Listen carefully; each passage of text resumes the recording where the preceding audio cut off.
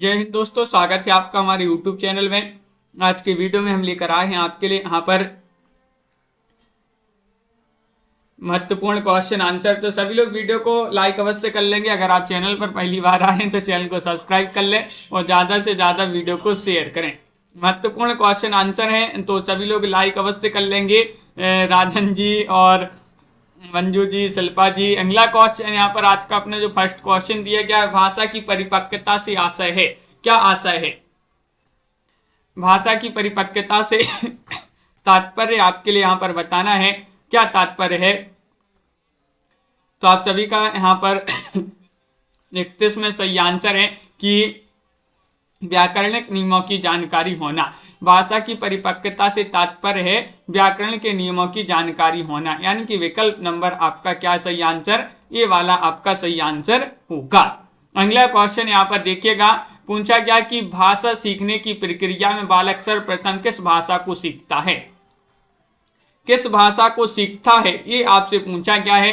अनिल जी, शिल्पा जी बताइए। देव भाषा को, राष्ट्रभाषा को, मातृभाषा को, राजभाषा को?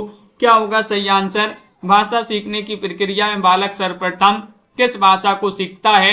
तो आप सभी का यहाँ पर सही आंसर है 32 में 3 सही आंसर है मातृभाषा को। मातृभाषा आपका यहाँ पर विकल्प नंबर जो सी है वह आप सभी का यहाँ पर सही आंसर होगा।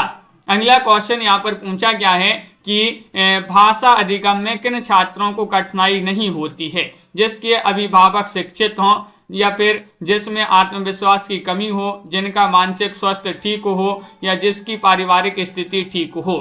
क्वेश्चन नंबर 33 में आपको बताना है, चयन करना है, भाषा अधिगम में किन छात्रों को कठिनाई नहीं होती है। नहीं पूछा गया है हर्षिता जी, संजीव कुमार जी। तो आप सभी का यहाँ पर सही आंसर है कि जिनका मानसिक स्वास्थ्य ठीक हो, इनको जो है भाषा अधिगम में इन छात्रों को कठिनाई नहीं होती है। विकल्प नंबर आपका जो सी है भाई आप सभी का सही आंसर होगा। क्वेश्चन नंबर आपसे यहाँ पर पूछा गया है 34 कि कक्षा में प्रयोग की गई कोई भी सामग्री तभी शैक्षिक सामग्री कही जा सकती है जब।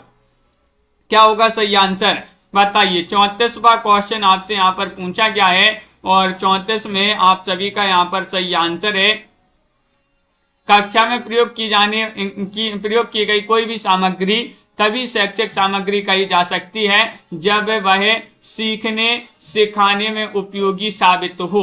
यानी कि विकल्प नंबर आपका जो डी है वह आप सभी का यहाँ पर सही आंसर है। विकल्प नंबर 4 जिन्होंने भी यहाँ पर चयन किया है उनका यहाँ पर सही आंसर होगा। अगला क्वेश्चन यहाँ पर देखिएगा, स्कूलों में बालकों को सुनने की प्रक्रिया को बढ़ाने के लिए उपर्युक्त सभी केवल विभिन्न घटनाओं को सुनाना चाहिए, केवल कविताएं सुनानी चाहिए, केवल कहानी सुनानी चाहिए।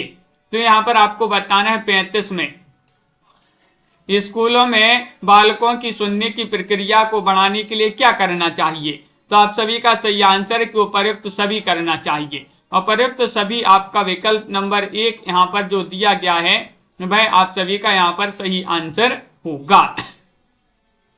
अगला क्वेश्चन यहाँ पर दिया गया है, मुक्तिबोध की रचना चांद का मुंह टेढ़ा है कि विधा क्या है? ये विधा पूछ लिया गया है आपसे, किस विधा की रचना है? चयन कीजिएगा। 4 विकल्प यहाँ पर दिए गए हैं। देखिए, डायरी है, काव्य संग्रह है, आलोचना है, कहानी संग्रह है। बताइए। क्वेश्चन महत्वपूर्ण है। 36वां क्वेश्चन आपसे यहाँ पर पूछा गया है, मुक्तिबोध की रचना चांद का मुंह टेढ़ा की विधा आपसे पूछा गया है और ये माना जाता है, क्या माना जाता है? काव्य संग्रह माना जाता है। विकल्प नंबर आपका यहाँ पर जो 2 है वह आप सभी का सही आंसर है। निहार जी बिल्कुल, हाँ मंजू जी। तो विकल्प नंबर आपका यहाँ पर बी जो है वह आप सभी का सही आंसर है। मुक्तिबोध की कविता अंधेरे में रचना किस शैली में की गई है? अंधेरे में की रचना किस शैली में की गई है? प्रबंध शैली, फैंटेसी, फिर नाटकीय या फिर आत्मालाप? क्वेश्चन महत्वपूर्ण है। 37वां क्वेश्चन यहाँ पर पूछा गया है। 37 में आप सभी के लिए चयन करना है, सही आंसर क्या होगा? महत्वपूर्ण क्वेश्चन आपका यहाँ पर दिया गया है और फैंटेसी जिन्होंने भी चयन किया है उनका सही आंसर होगा। क्या होगा सही आंसर? फैंटेसी आपका विकल्प नंबर बी वाला आप सभी का यहाँ पर सही आंसर है, जो कि सभी लोगों ने यहाँ पर अधिकतर लोगों ने सही आंसर चयन किया है। सुलेख से तात्पर्य क्या है? सुलेख यानी कि स्वयं से लिखा हुआ आलेख, सुना हुआ लेख, सुंदर लेख या फिर लेख की सुंदर कल्पना। क्वेश्चन नंबर 38 में आपके लिए सही आंसर चयन करना है। सुलेख से तात्पर्य आपके लिए बताना है, तो आप सभी का यहाँ पर सही आंसर यहाँ पर होगा सुंदर लेख। सुलेख का तात्पर्य, सुलेख से तात्पर्य होता है सुंदर लेख। विकल्प नंबर आपका सी वाला जो है वह आप सभी का यहाँ पर सही आंसर होगा। अगला क्वेश्चन देखिएगा। क्वेश्चन नंबर आपसे यहाँ पर पूछा क्या है, क्या पूछा है, 39वां क्वेश्चन, किस रचनाकार को प्रगतिवाद का सलाहकार पुरुष कहा जाता है? प्रगतिवाद का सलाहकार पुरुष कहा जाता है गजानन माधव मुक्तिबोध को, केदारनाथ अग्रवाल को, नागार्जुन को, त्रिलोचन शास्त्री को। 39वां क्वेश्चन आपसे यहाँ पर पूछा गया है और 39 में आप सभी का सही आंसर होगा नागार्जुन। किनको कहा जाता है? नागार्जुन। आपका यहाँ पर विकल्प नंबर 3 जो है वह आप सभी का यहाँ पर सही आंसर होगा, विकल्प नंबर सी। इनको प्रगतिवाद का सलाहकार पुरुष कहा जाता है। अगला क्वेश्चन यहाँ पर देखिएगा। क्वेश्चन नंबर आपसे यहाँ पर पूछा गया है, 40वां क्वेश्चन है कि निम्न में से कौन सी निबंध की विशेषता नहीं है? नहीं बताना है, चयन करना है। नामवीर जी, आरती जी, रोहिणी जी, लवली जी, क्या होगा सही आंसर? निबंध की विशेषता नहीं है व्यक्तित्व का प्रकाशन, छंदबद्धता, अनुभूति का प्रभाव या फिर संक्षिप्तता। 40वां क्वेश्चन यहाँ पर दिया गया है और 40 में आप सभी का सही आंसर है छंदबद्धता। छंदबद्धता निबंध की विशेषता नहीं मानी जाती है, विकल्प नंबर 2 आप सभी का यहाँ पर सही आंसर होगा। बी वाला विकल्प जिन्होंने भी चयन किया है उनका यहाँ पर सही आंसर आ रहा है, बहुत बढ़िया, विकल्प नंबर बी। निम्न में से कौन सा महाकाव्य का भाग नहीं है? बताइए। महाकाव्य का भाग नहीं है पूछा गया है रस, नायक, रूप सज्जा, कथा वस्तु और उसका संगठन। बताइए कौन सा महाकाव्य का भाग नहीं है, ये पूछा गया है। तो आप सभी का यहाँ पर कल्पना जी, अर्चिता जी, सही आंसर होगा रूप सज्जा। रूप सज्जा आपका यहाँ पर विकल्प नंबर 41 में 3 जो है वह यहाँ पर आपका सही आंसर होगा, विकल्प नंबर सी वाला आप सभी का यहाँ पर सही आंसर है। रूप सज्जा जो है ये महाकाव्य का भाग नहीं माना जाता है। अगला क्वेश्चन यहाँ पर देखिएगा। क्वेश्चन नंबर आपसे यहाँ पर पूछा गया है 42वां क्वेश्चन है, ये आपसे बताना कि छंद बताना यहाँ पर कौन सा छंद है इन पंक्तियों में। छंद चयन करना है, महत्वपूर्ण क्वेश्चन पूछ लिया गया ये तो कि तिमिर तिरोहित हुए तिमिर हर है दिखलाता, गत विभावरी हुए विभा साबर है पाता, विभा बासर है पाता, टले मलिनता सकल दिशा है अमिलन होती, भगे तमीचर नीरवता तमचुर ध्वनि खोती। इसमें आपको 42 में बताना है कौन सा यहाँ पर छंद होगा। छंद पूछा गया है 42 में, तो आप सभी का सही आंसर है छप्पय छंद। कौन सा छंद है? विकल्प नंबर बी आपका यहाँ पर सही आंसर होगा छप्पय छंद। जिन्होंने भी चयन किया है उनका यहाँ पर सही आंसर है। अगला क्वेश्चन यहाँ पर भी आपसे छंदी अलंकार पूछा गया है यहाँ पर कि कौन सा अलंकार है। तुम हो अखिल विश्व में या यह अखिल विश्व है तुम में, यह आपसे पूछा गया है। 43वां क्वेश्चन आपसे पूछा है क्या होगा यहाँ पर अलंकार बताना है। तुम हो अखिल विश्व में या यह अखिल विश्व है तुम में। तो क्वेश्चन नंबर 43 में आप सभी का सही आंसर है भ्रांतिमान, वीप्सा, संदेह। उदाहरण तो आप सभी का सही आंसर है यहाँ पर तो संदेह होगा। कौन सा होगा? संदेह। संदेह अलंकार आपका विकल्प नंबर 3 यहाँ पर सही आंसर है, बिल्कुल सही। सभी लोगों ने यहाँ पर सही आंसर चयन किया है।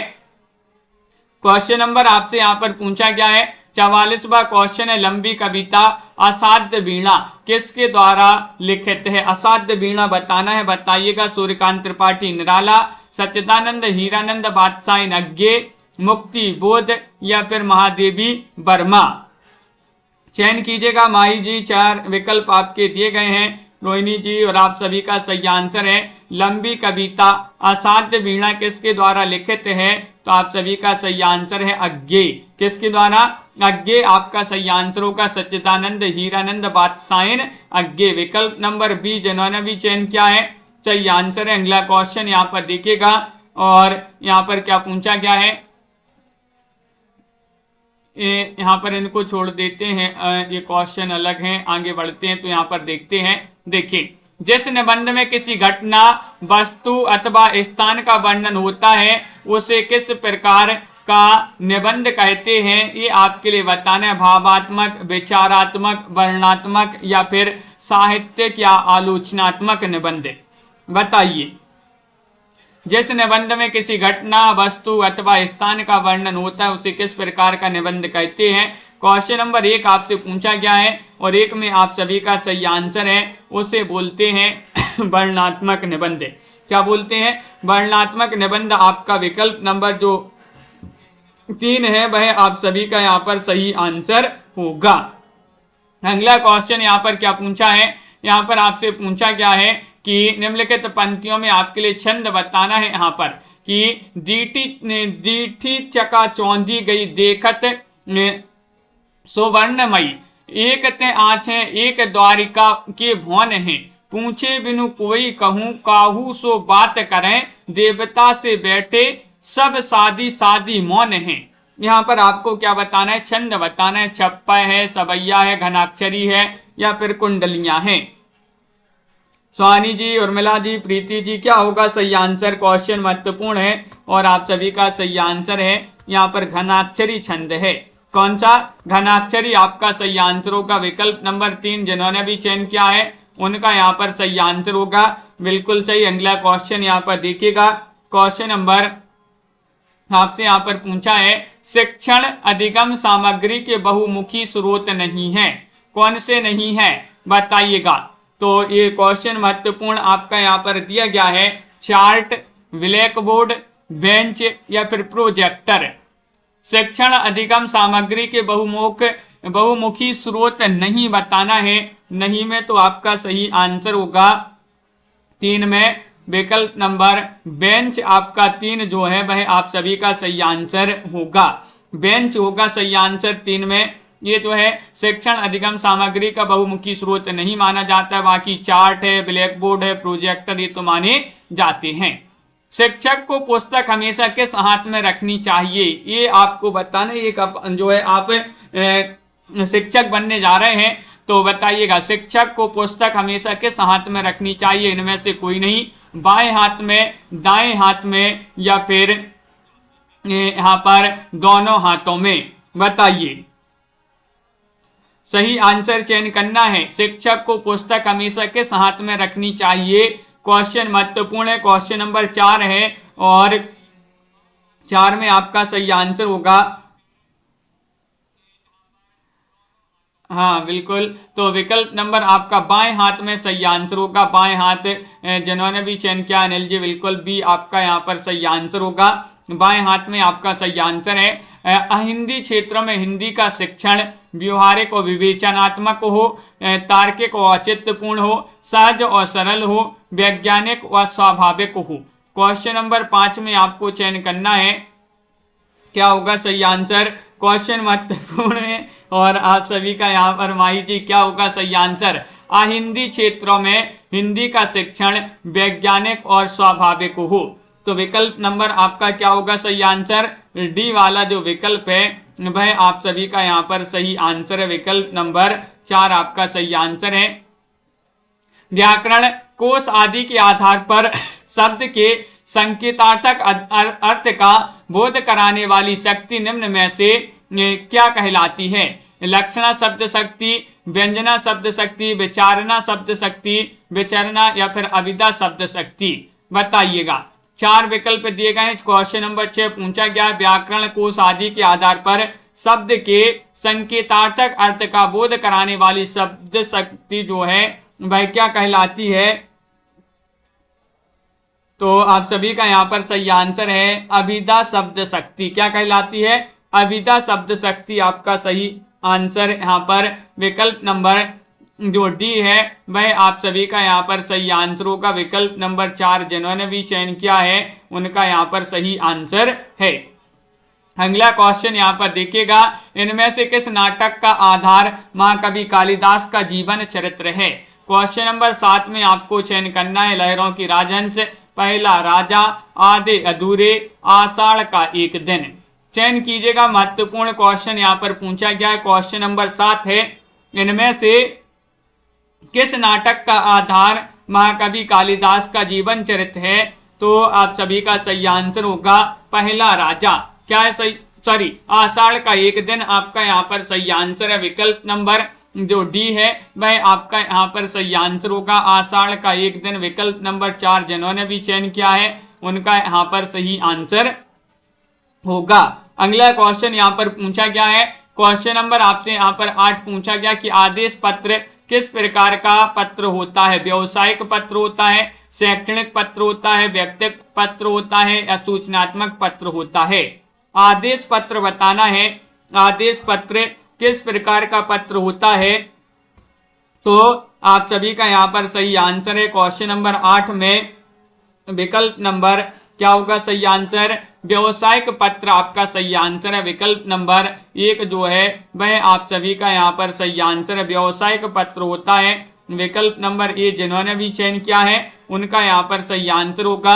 अगला क्वेश्चन यहाँ पर देखिएगा, त्रिशंकु और आत्मनिपद ये किसके निबंध संग्रह माने जाते हैं? क्वेश्चन नंबर 9 में आपके लिए चयन करना है, बताइएगा क्या होगा सही आंसर। क्वेश्चन नंबर 9 में त्रिशंकु और आत्मनिपद किसके निबंध संग्रह होते हैं? क्वेश्चन महत्वपूर्ण है और आप सभी का यहाँ पर सही आंसर होगा अज्ञे। अज्ञे आपका यहाँ पर सही आंसर है। विकल्प नंबर 1 जिन्होंने भी चयन किया है उनका यहाँ पर सही आंसर है। त्रिशंकु और आत्मनिपद निबंध संग्रह माने जाते हैं किनके? अज्ञे जी के, जो कि सभी लोगों के लिए यहाँ पर पता है। अशोक के फूल निबंध के निबंधकार कौन माने जाते हैं? तो अपन ने पढ़ा था अशोक के फूल ये निबंध जिनका माना जाता है। 10 में आपके लिए चयन करना है, हजारी प्रसाद द्विवेदी, सिया रामचरण गुप्त, सुमित्रा नंदन पंत या रामधारी सिंह दिनकर। तो 10 में तो अपन ने किस प्रकार इसको याद किया था, अशोक में हजारों फूल फूलते हैं, अशोक में हजारों फूल होते हैं, तो हजारों से हजारी प्रसाद द्विवेदी आपका यहाँ पर सही आंसर है। हजारी प्रसाद द्विवेदी विकल्प नंबर 1 आपका सही आंसर होगा, बिल्कुल सही। एक बार और देख लेंगे राजन जी अभी उस क्वेश्चन को अपन आखिरी में। क्वेश्चन नंबर आपसे यहाँ पर 11 पूछा गया है, अतीत के चलचित्र बताने किसके द्वारा लिखित निबंध माना जाता है?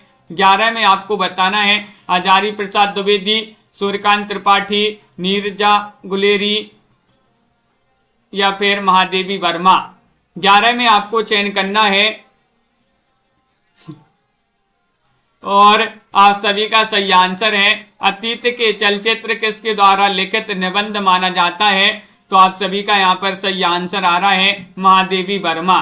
क्या है सही आंसर? महादेवी वर्मा आपका सही आंसर होगा। विकल्प नंबर डी जिन्होंने भी यहाँ पर चयन किया है उनका यहाँ पर सही आंसर होगा विकल्प नंबर 4, बिल्कुल सही।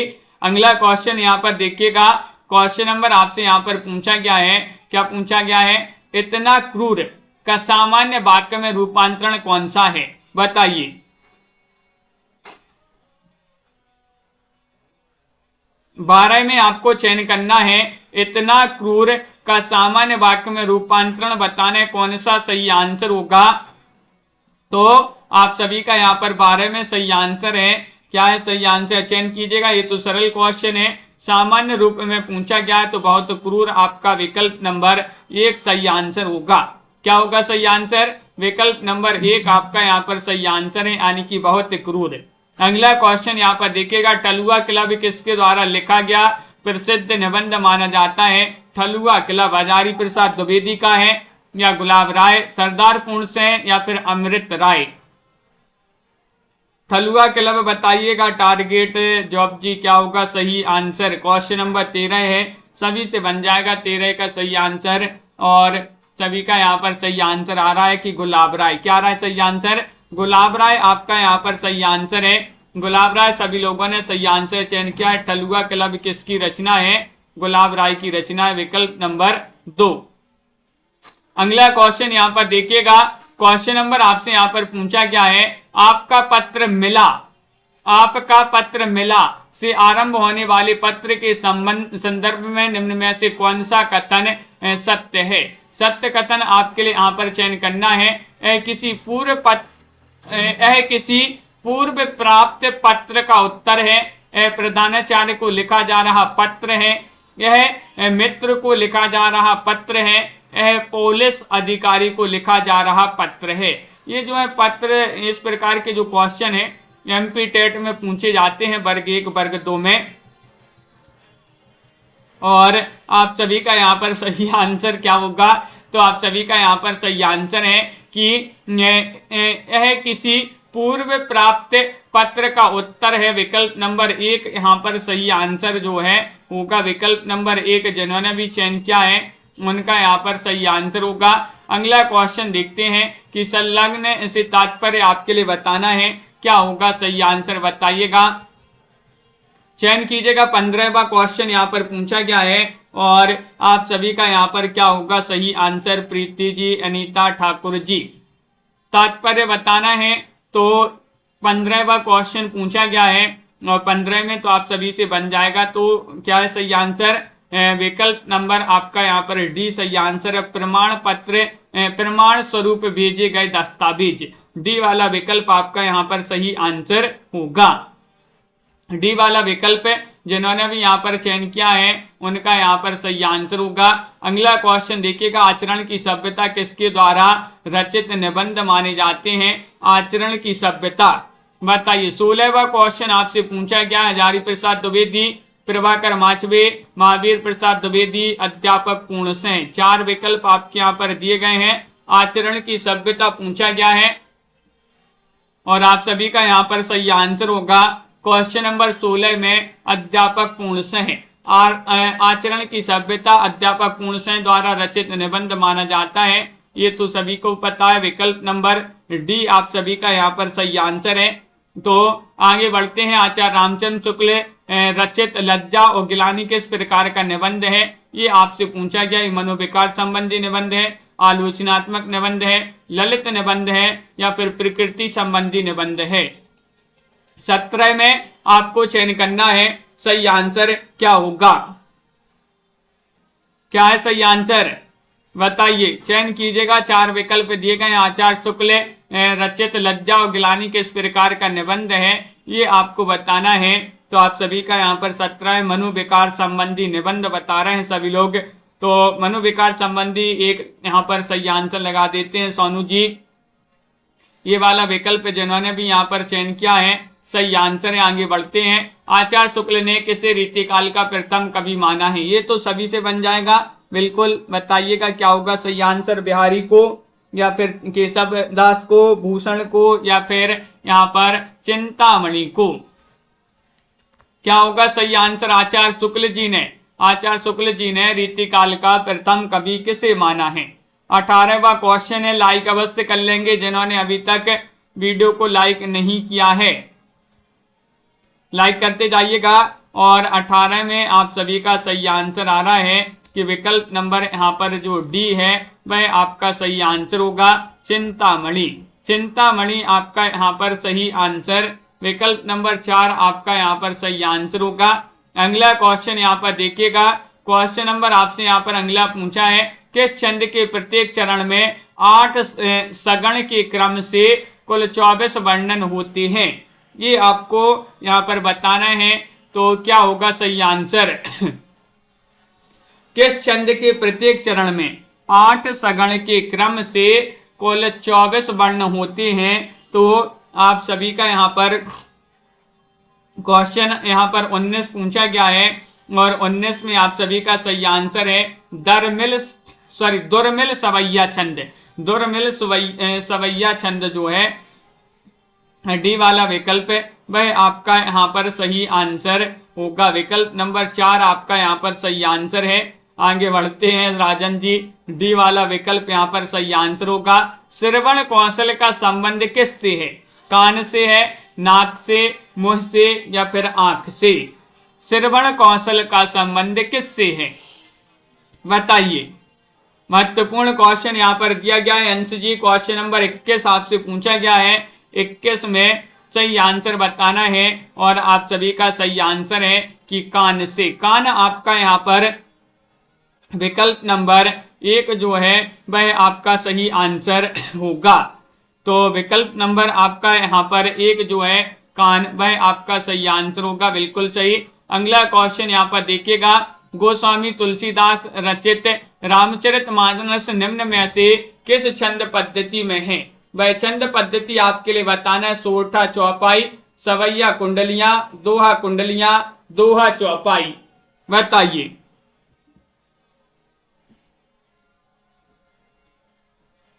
तो आप सभी का यहाँ पर सही आंसर है गोस्वामी तुलसीदास रचित बताना है रामचरितमानस निम्न में से किस छंद पद्धति में है।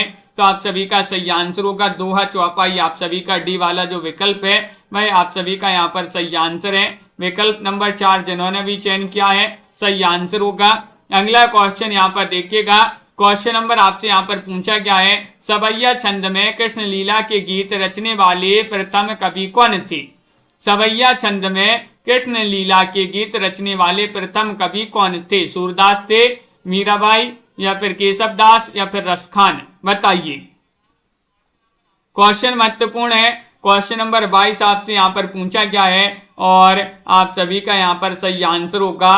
क्या होगा सही आंसर? चयन कीजिएगा, 4 विकल्प आपके दिए गए हैं और बिल्कुल सही आंसर होगा आपका रसखान यहाँ पर सही आंसर होगा। क्या होगा? रसखान होगा सही आंसर। केशव दास, मीराबाई, तो रसखान होगा आपका सही आंसर। विकल्प नंबर डी जिन्होंने भी चयन किया है आपका सही आंसर है। बहुत बढ़िया। अगला क्वेश्चन यहाँ पर देखिएगा, क्वेश्चन नंबर आपसे यहाँ पर पूछा गया है कि उच्चारण संबंधित समस्या को ठीक करने के लिए किन यंत्रों की मदद नहीं लेनी चाहिए? भाई यंत्र बताइएगा जिनकी मदद नहीं लेनी चाहिए। क्वेश्चन नंबर आपसे यहाँ पर 23 पूछा गया है और 23 का सही आंसर क्या होगा, बताइए। उच्चारण संबंधित समस्या को ठीक करने के लिए किन यंत्रों की मदद नहीं लेनी चाहिए? तो आप सभी का सही आंसर है, क्या है सही आंसर बताइए। महत्वपूर्ण क्वेश्चन यहाँ पर दिया गया है और आप सभी का विकल्प नंबर 3 होगा सही आंसर, समाचार पत्रों की। समाचार पत्रों की आपका सही आंसर होगा। विकल्प नंबर 3 यहाँ पर सही आंसर है। विकल्प नंबर 4 आपका नहीं होगा, सी वाला विकल्प आपका सही आंसर है। महाराष्ट्र की राजभाषा इनमें से कौन सी है, बताइएगा। महाराष्ट्र की बताना है, अगर कोई हो महाराष्ट्र से तो बताइए। बम्बईया भाषा है, मराठी भाषा है, टपोरी भाषा है, या हिंदी भाषा है? महाराष्ट्र की राजभाषा कौन सी है? चयन कीजिएगा, 4 विकल्प दिए गए। 24वां क्वेश्चन यहाँ पर राजेश जी, प्रिंसी, सोनी जी यहाँ पर पूछा गया है। सुनैना जी, क्या होगा सही आंसर? तो महाराष्ट्र की जो राजभाषा मानी जाती है वह मराठी मानी जाती है, यानी कि विकल्प नंबर आपका यहाँ पर जो 2 है वह आप सभी का यहाँ पर सही आंसर होगा, बिल्कुल सही। बी वाला विकल्प आपसे राजभाषा पूछा गया, महाराष्ट्र की राजभाषा, तो राजभाषा मराठी मानी जाती है। वैसे तो ये चारों भाषाएं बोली जाती हैं कहाँ पर, महाराष्ट्र में, लेकिन राजभाषा पूछा है तो राजभाषा मराठी भाषा कहलाती है। सुबह से काम करते करते थक गया हूँ, जरा खालिस्तान, वाक्य में कौन सा यहाँ पर जो है मुहावरा उपयुक्त होगा? क्वेश्चन नंबर 25 में आपके लिए चयन करना है। कमर कस लूं, चहलकदमी कर लूं, कमर सीधी कर लूं, कल ना पढ़ लूं। क्वेश्चन नंबर 25 में आपको चयन करना है, क्या होगा सही आंसर?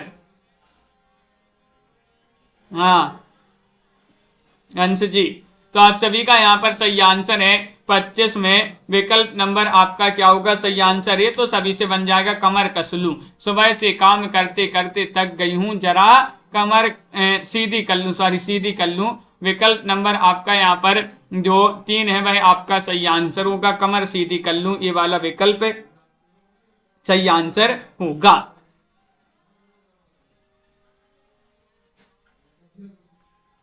तो बिल्कुल सही आंसर है, सी वाला विकल्प आपका सही आंसर होगा। हुई थी कल अपनी 10 बजे वाली क्लास भी हुई थी।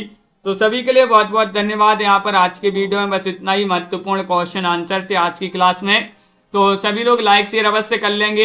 आज के वीडियो में बस इतना ही। एक नई कहानी आई है, ये कहानी भी जिनको देखना हो सुनना हो तो भाई ये लिंक लाइव चैट में दी गई है, इस पर क्लिक कीजिएगा और उस कहानी को सुनिएगा और चैनल को सब्सक्राइब कर लें, वो भी अपना चैनल है।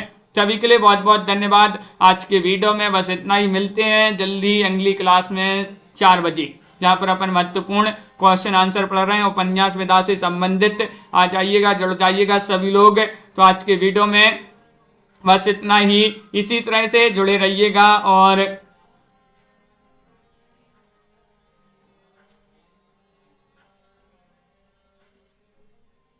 रात में अपनी क्लास हुई थी अनिल जी, 25 मिनट की क्लास हुई थी, उसके बाद जो है लाइट अपनी चली गई थी, तो आधी क्लास हो पाई थी और आधी नहीं हो पाई थी। इस प्रकार जो है तो आधी क्लास अपनी हो पाई थी। क्वेश्चन था अपना यहाँ पर कौन सा गड़बड़ हो गया था,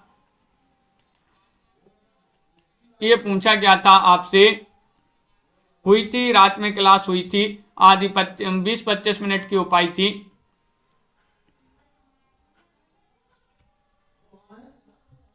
आदेश पत्र किस प्रकार का पत्र होता है, ये पूछा था। तो आप सभी का सही आंसर यहाँ पर क्या था, सही आंसर व्यावसायिक पत्र आपका सही आंसर था यहाँ पर।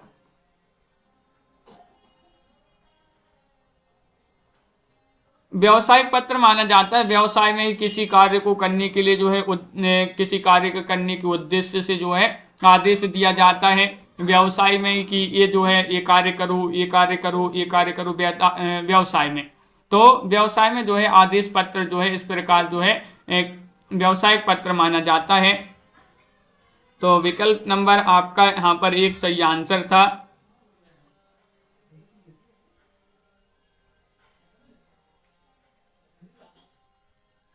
तो आज के वीडियो में बस इतना ही। सभी के लिए बहुत बहुत धन्यवाद। आज के वीडियो में लाइक शेयर अवश्य कर लेंगे।